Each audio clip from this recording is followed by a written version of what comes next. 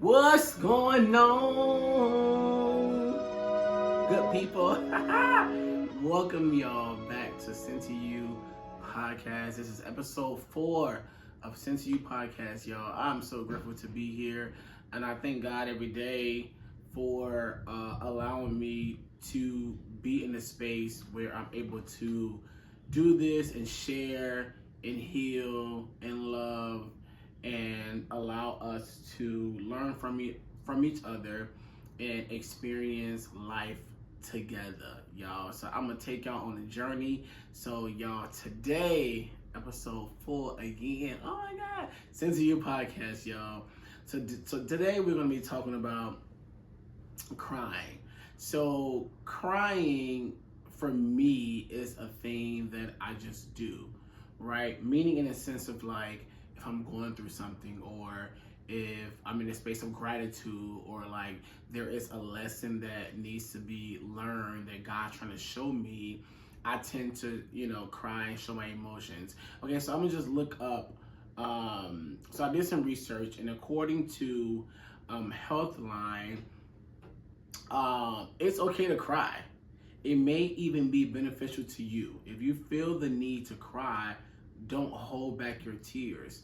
Tears are normal, a healthy way to express your emotions, okay? So there are 9 ways crying may benefit your health, right? So I'm just gonna go down a few, okay? But first I'm gonna say crying detoxifies the body, right? So there are 3 ways that happens: relaxed tears, continuous tears, and emotional tears, right? So there are 3 tears that you are releasing when it comes to this mic or the crying.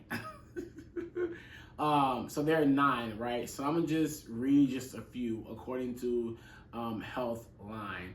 So one is crying. It helps self-soothe. Crying may be one of your best mechanisms to self-soothe. Researchers have found that crying activates the parasympathetic nervous system, which calls the PNS, helps your body rest and digest. The benefits aren't immediate. However, it may take several minutes of shedding tears before you feel the soothing effects of crying, which I can agree with, and I'll explain later on, right? And so I just read, crying also improves mood. So, along with helping you ease pain, crying, specifically sobbing, may even lift your spirits. When you sob, you take in many quick breaths of cool air. Breathing in cooler air can help regulate and even lower the temperature of your brain. A cool brain is more pleasurable to your body and mind than a warm brain. As a result, your mood may improve after a sobbing episode, okay? According to Healthline, crying relieves stress. So you may be familiar with the feeling of relaxation and peace that comes from a good cry. Researchers have found that the act of crying does symbolize your mood and serves to release stress from your body. Crying is by feelings of loss, separation, or helplessness, which would tend to put your body on high alert. Crying may be a mechanism that humans develop to restore calm to your body and brain. Okay? So for me, crying has been part of who I am. And I have experienced people throughout the years I've been on this earth, and people don't always understand why I cry or get emotional about different things that are happening in my life. And I think just reading some of these facts and the research have shown, it makes sense on what it does to my body after I cry. So I'm gonna just tell you, when I get emotional and I cry about things and tears are rolling down my face, it literally restores my body. It allows me to recenter myself and whatever stress or whatever I was feeling at that particular moment, crying releases. Like it literally releases of what those thoughts were at the particular time of what I'm crying about. And it can be of different things. So for example, I'm gonna just talk about something recently that I cried about. Oh, today. Oh, Jesus. Oh, I'm about to be honest. So I was crying because I went to church today and the sermon was great. Shout out to Dr. Matt at Deeper Church LA. But I was crying when I got home. I was crying because when the pandemic happened, I was still working. I was still working and I was still living the same lifestyle that I was living prior to the pandemic. While everybody else was laid up, feed up, hanging out with their family, being with loved ones, I was still here. At the time, my sister was still my sister was still living with our parents, and I was in LA by myself. I did not have a car at the time. I was in LA by myself, and it was emotional for me because I felt like for other people, I was still moving and shaking. I was working at a restaurant at the time, and I was dealing with that. I was a manager there, so it was a lot for me to take on, and that's where drinking became a thing for me. And it because we didn't know what the world was happening at that time, I was like drinking like every day. Like I was drinking every day, and it became a routine for me. And I'm still crying about that to this day because it made me think about like, dang, I was alone. Like I was by myself, not even knowing what the world was going through. I was by myself. And while my family was with each other and their loved ones, I was out here by myself, still going to work, taking a bus and a train to work, didn't have a car, Ubering and lifting back from work to home. And I would come home and have a drink. And I did that consistently. And it makes me emotional because I felt like I was by myself.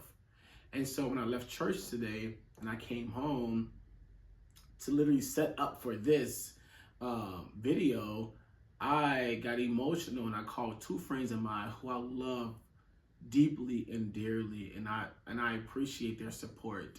And I shared some things with them. I didn't realize that emotionally that part of my life still sits with me because again, I'm family oriented. I love my family, right? I love being around my family and I love the support of my family.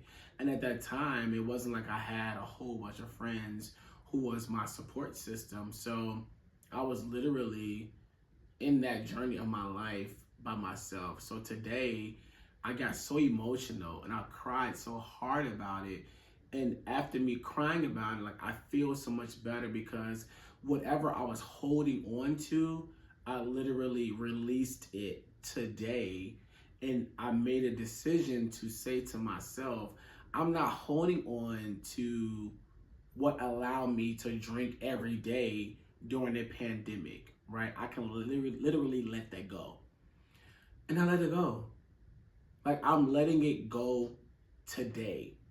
So that's just one example of what crying does for me. It literally, I feel so much better after I have let out a good cry. I feel so much better. And I thank God for allowing me to be that individual, especially as a Black man, because we were taught to not cry, not be emotional, to other people, it's a sign of vulnerability, of weakness. But to me, it's a sign of strength, right? Which is why I always say vulnerability is one of my superpowers because it's a thing that I can do. I can share, I can be transparent, I can be open, I can tell you about different experiences I have had that allow me to be emotional or cry, right? And sometimes people don't always understand why you are the way that you are. And I'm gonna just even take a step further. I think one time my mom, because I'll call my mom and I'll cry to her about different things. And I think that sometimes my mom did not always understand why I would cry about these things until I think I was crying to her about something. And then she had said to me, and I'm just paraphrasing, I think that she had said, like, Jamarr, why you crying? What's going on? Why you always crying, And I told her, I said, crying is therapeutic for me. So when I cry about something, it's part of who I am.